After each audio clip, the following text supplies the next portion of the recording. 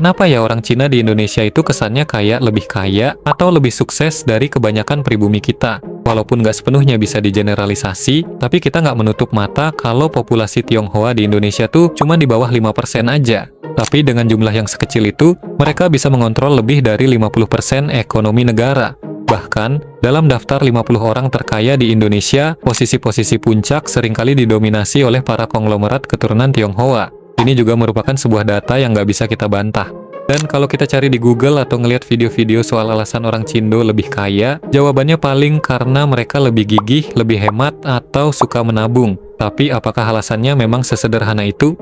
Nah, di video kali ini kita akan membahas tentang kenapa orang Cindo atau orang Cina di Indonesia terkesan lebih kaya atau lebih sukses dari kebanyakan orang pribumi kita.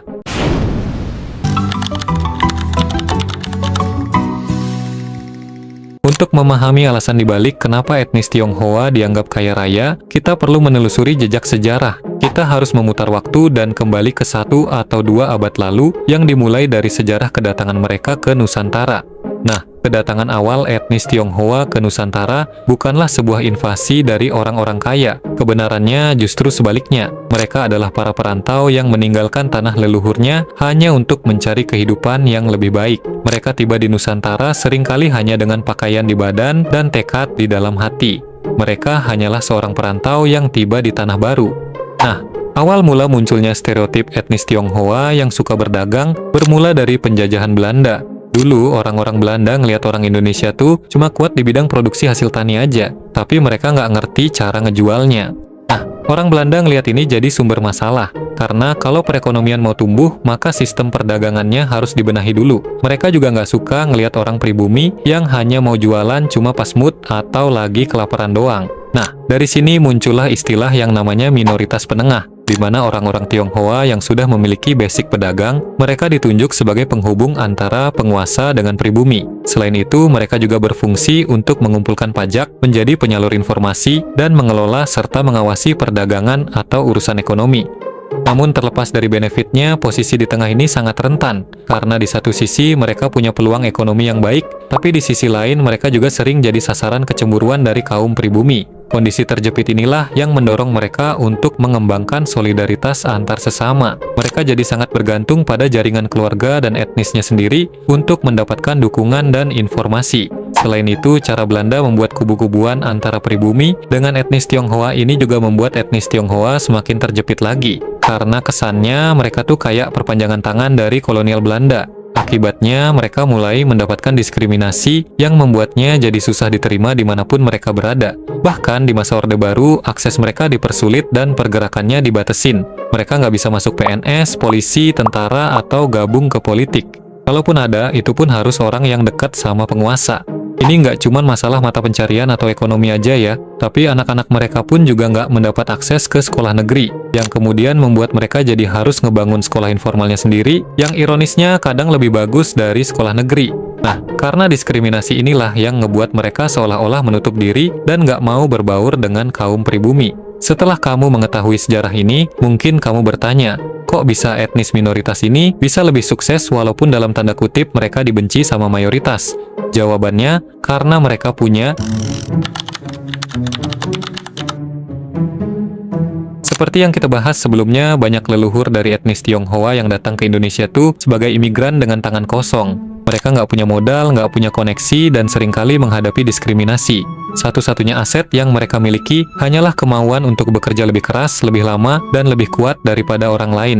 Pengalaman pahit dan penuh kesulitan ini menempah ketahanan mental yang luar biasa. Mentalitas nggak kerja atau mati inilah yang menjadi bahan bakar utamanya. Yang membedakan mindset antara pendatang dengan pribumi itu sesederhana kayak mental tempe sama mental pejuang. Kalau orang-orang pribumi, mereka hidup dengan mental suka ngegampangin sesuatu. Alasannya ya karena mereka hidup di tanah sendiri. Mereka berpikir udah pasti bisa nyari kerja, bisa makan, dan pemerintah pasti memprioritasin mereka. Nah, inilah yang ngebedain mereka dengan etnis Tionghoa yang harus berjuang dulu agar bisa survive. Selain itu, setiap uang yang didapat bukan untuk hari ini aja, melainkan harus bisa menyambung hidup untuk besok, lusa, bahkan untuk generasi selanjutnya. Inilah yang juga menjadi alasan kenapa muncul stereotip kalau orang Cina itu pelit. Sebenarnya ini bukan pelit, tapi itu hanyalah cara mereka untuk survive di tengah kondisi hidup yang nggak pasti. Ini agak ironis ya, ternyata diskriminasi itulah yang justru bikin etnis Tionghoa jadi punya mental yang sangat kuat. Sekarang kita coba rangkum lagi biar kamu nggak lupa. Jadi simpelnya gini, karena dulu adanya diskriminasi dari rakyat dan negara, etnis Tionghoa jadi susah buat dapetin kerja, aksesnya dipersulit, langkah mereka dibatesin, bahkan mau sekolahin anak pun hampir nggak bisa. Jadi mau nggak mau mereka harus nyiptain opportunity mereka sendiri, dan satu-satunya jalan biar bisa survive adalah dengan menjadi pedagang atau pengusaha. Nah, setelah mengetahui ini semua, kita nggak boleh terus nyalahin sejarah atau sistem negara kita ya. Yang berlalu udah biarin berlalu, kita fokus aja ke masa depan dan fokus ke hal yang bisa kita kontrol. Selain itu, kalau ngomongin sifat-sifat etnis Tionghoa, itu pasti selalu berhubungan dengan apa yang diturunin oleh leluhurnya. Nah, mari kita bahas di bagian berikutnya.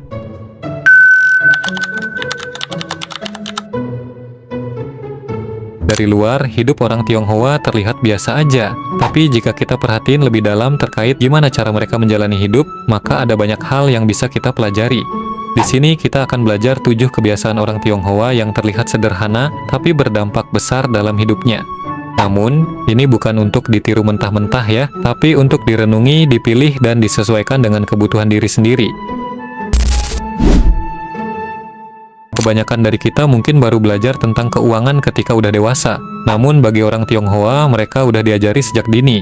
Sejak kecil mereka dilatih konsep untung rugi, menabung, dan membedakan antara kebutuhan dan keinginan. Uang jajan pun kadang nggak diberi secara cuma-cuma, melainkan harus melalui usaha. Misalnya dengan bantu toko keluarga atau ngelakuin pekerjaan rumah. Ini bukan bentuk eksploitasi, melainkan latihan disiplin agar mereka memahami bahwa nggak semua hal bisa diperoleh dengan cuma-cuma. Dalam buku The Chinese Way in Business, sistem ini membantu anak-anak agar tumbuh dengan naluri bisnis. Mereka benaran diajak berpikir dan ikut berpartisipasi, nggak cuma sekedar disuruh. Mereka dilibatkan dalam diskusi, diberikan kesempatan untuk mencoba, dan jika gagal pun, mereka tetap didampingi. Hasilnya, mereka tumbuh menjadi pribadi yang lebih siap menghadapi berbagai tantangan. Mereka juga nggak menunggu diperlakukan istimewa untuk belajar atau bekerja, tapi udah terbiasa bergerak karena menyadari bahwa masa depan bergantung pada usahanya. Bagi banyak orang Tionghoa, hidup hemat bukanlah kewajiban, tapi kebiasaan. Mereka nggak merasa harus kelihatan kaya supaya dianggap sukses. Justru mereka lebih bangga ketika bisa hidup tanpa terlihat berlebihan. Kamu pasti pernah melihat ada orang kaya, tapi bajunya biasa aja kan? Nah, itu sering banget terjadi di kalangan Tionghoa. Mereka nggak merasa perlu nunjukin kekayaannya lewat pakaian. Bahkan baju mahal pun biasanya cuma dipakai di hari-hari tertentu aja. Alasannya sederhana, karena mereka percaya nilai seseorang bukan dari apa yang ia pakai, melainkan dari apa yang ia hasilkan. Bagi mereka, uang lebih baik diputar untuk bisnis daripada hanya dibakar untuk gengsi. Bahkan di rumah-rumah mereka pun seringkali hanya menggunakan perabotan rumah tangga biasa, karena mereka udah terbiasa untuk nggak beli barang hanya karena tren aja. Nah, kebiasaan ini pada akhirnya bikin mereka lebih efisien dalam pengeluaran, sehingga mereka punya modal yang lebih untuk berinvestasi. Selain itu, coba perhatiin deh, banyak pengusaha Cina yang mulai bisnis dari nol, entah itu jualan kecil-kecilan atau buka usaha sendiri tanpa modal dari bank atau pinjaman. Mereka lebih milih nabung sedikit demi sedikit daripada harus minjam duit yang bisa bikin mereka ketergantungan sama utang. Banyak orang yang menabung hanya kalau ada sisa. Tapi bagi orang Tionghoa, mereka diajarkan sebaliknya. Begitu terima uang, mereka langsung alokasikan untuk disimpan. Berapapun cicilan atau tanggungan yang ada, menabung harus diusahakan terlebih dahulu. Karena menurut mereka, tabungan adalah benteng pertahanan utama. Tabungan berfungsi sebagai dana darurat untuk kebutuhan tak terduga. Misalnya kayak biaya kesehatan, pendidikan, atau modal saat ada kesempatan bisnis.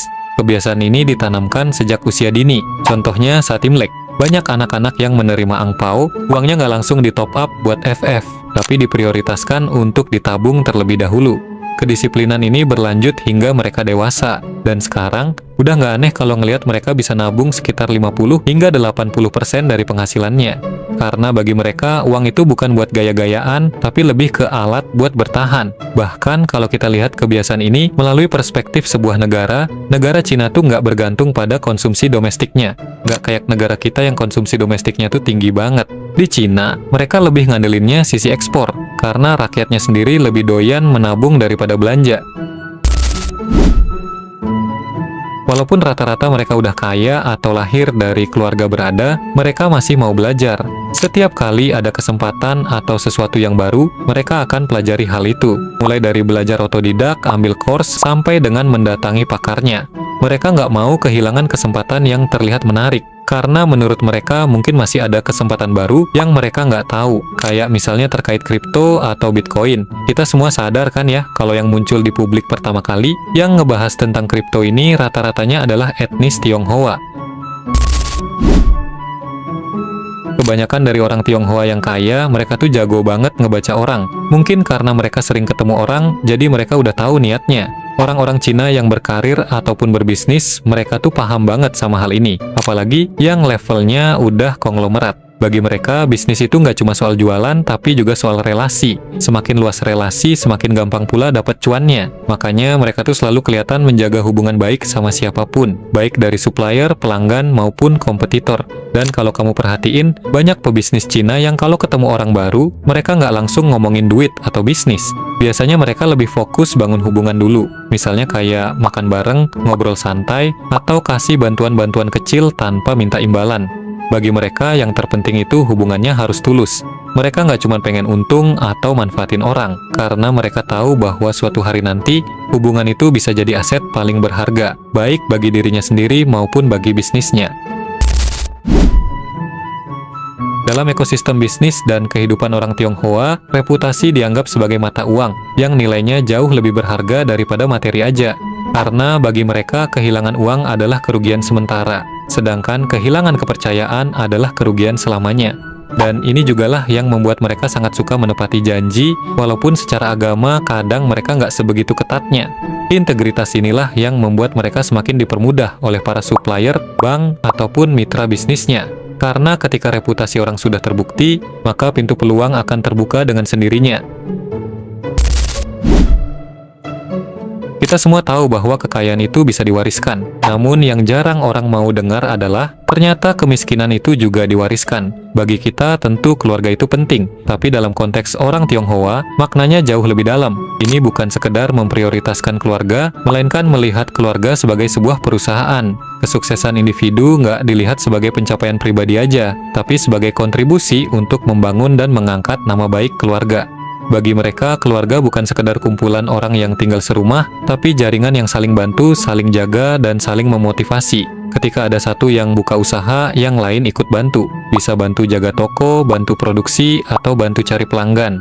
Modal pertama yang mereka miliki seringkali justru bukan uang, tapi lingkaran intinya sendiri, yaitu keluarga. Dan ini nggak cuma di keluarga besar aja ya, tapi juga di lingkungan komunitasnya. Mereka percaya bahwa kekuatan ekonomi bisa dibangun bersama, bukan sendiri-sendiri. Semua dilakukan atas dasar rasa memiliki, karena kalau satu orang berhasil, semuanya jadi ikut naik. Yang lebih hebatnya lagi, semua pola ini nggak berhenti di satu generasi, tapi terus diwariskan juga ke anak cucunya nanti. Jadi nggak heran ya, kenapa bisnis-bisnis keluarga Tionghoa tuh bisa bertahan dari generasi ke generasi. Warisan terbesar yang mereka kasih tuh nggak cuma harta, tapi juga karakter. Dengan cara inilah mereka nggak cuma mencetak orang kaya baru, tapi juga membentuk ekosistem keluarga yang produktif, kolaboratif, dan saling membantu. Tadi kita udah belajar terkait alasan dibalik kenapa orang Cina di Indonesia itu kesannya lebih kaya. Kita udah belajar mulai dari sejarah, mindset pendatang, sampai dengan budaya leluhur. Kalau kamu pribumi atau orang Cindo yang nggak kaya, mungkin kamu bertanya, apakah kedepannya kita bakal gini-gini aja? Jawabannya jelas enggak ya. Karena sekarang semuanya udah mulai merata, udah nggak ada lagi dorongan dari penjajah, dan pelan-pelan diskriminasi yang ada juga semakin berkurang. Sekarang setiap orang punya kesempatan yang sama. Intinya balik lagi ke pribadi masing-masing. Apakah kamu punya mindset yang sama kuatnya dengan leluhur etnis Tionghoa? Semuanya tergantung padamu juga. Dan jika kamu perhatikan lagi semua tips yang tadi kita bahas, itu semua bisa dilakukan oleh siapa aja. Asalkan mau belajar, mau disiplin, dan mau sabar. Kamu nggak harus lahir dari keluarga pengusaha, nggak harus punya toko, bahkan nggak harus jadi Cindo. Karena pada akhirnya ini bukan soal suku atau budaya, melainkan soal kesadaran yang kamu punya.